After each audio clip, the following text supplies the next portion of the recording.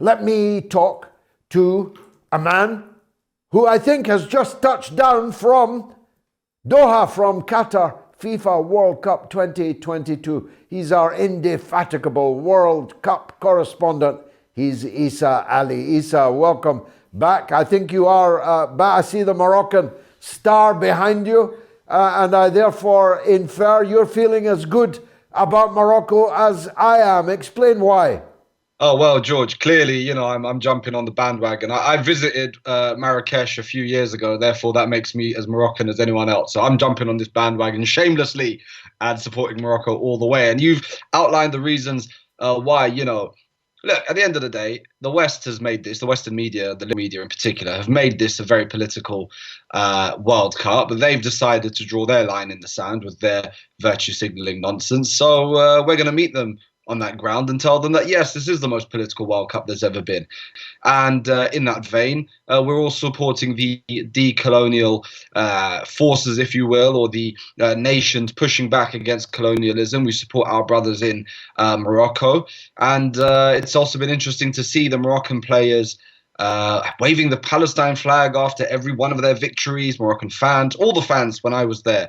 I did touchdown back in London earlier this week, unfortunately, back to the sunny weather here. But when I was there, everyone supporting Palestine, waving that flag, and a big middle finger stuck up to the Abraham Accords that maybe the government in Morocco might want to consider twice, because that's the strength of feeling amongst their own people about the Palestinian cause. So, as far as I'm concerned, a victory for Morocco is a victory for the African continent. Their coach said as much before that win over Portugal. He said, this isn't just for the Arab world, this is for Africa. It's not just for the Muslim world, this is for the whole continent. And so for that reason, of course, we do support them. Now, of course, they're facing the old enemy, the colonialist tormentors of Africa, the biggest colonial tormentors of Africa in the French, who to this day continue to subject millions of Africans to a life of poverty. And if this victory can, and this performance by the Moroccan team to even get this far can give hope to those people, then we all get behind that. And it's more than, of course, just the football as well. Many millions, if not billions around the world, hoping that that symbolic win in the football is a symbol of things to come. In the political sphere as well, a turning of the tide, a shift away from a collapsing civilization, a collapsing continent, and away to the global south and the east at the same time. Well, it is hard not to draw that metaphor. The tectonic plates are shifting on multiple levels, it would seem. On the economic level, on the currency level, on the geostrategic level. The Chinese president visiting Riyadh, kissing and hugging with the rulers of Saudi Arabia, all the other Arab leaders beating a path to Riyadh so that they can be in the picture with the Chinese president. The changing of the guard in the world is now being reflected on the football pitch, isn't it? To a remarkable degree.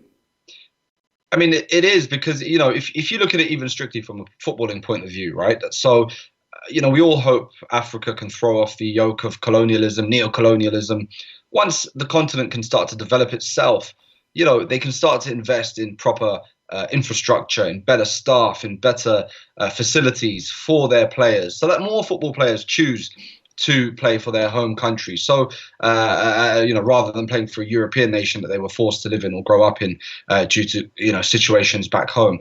And, if you can get those types of players playing at home, that can be a symbol of a result of the economic development of Africa. And of course, there are parts of Africa which are hugely developing at such a fast pace. And of course, especially when you talk about Europe, it's a self-inflicted wound. It's suicide. It's political, shooting yourself in the foot. No one made them stand with Ukraine and essentially sanction themselves. They decided to stand with neo-Nazi militias in Ukraine, and they're paying the price for it. They've sanctioned Russia's oil and gas industry and essentially sanctioned themselves. There are now millions of people in Europe who are going to have a very difficult winter, if not a few winters. There are some, and I'm not sure I totally disagree with them, who say it could even be part of a great reset, that this is a deliberate tanking of their own economies to build who knows what type of system based on a central bank digital currency, whether it's deliberate or not. It is a collapsing civilization. It is a collapsing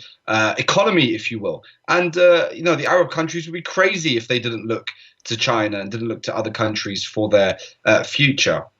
Now, of course, all that has to be tempered by the fact that those same Arab leaders, many of them, if they haven't already normalized ties with Israel, are in the process of doing so.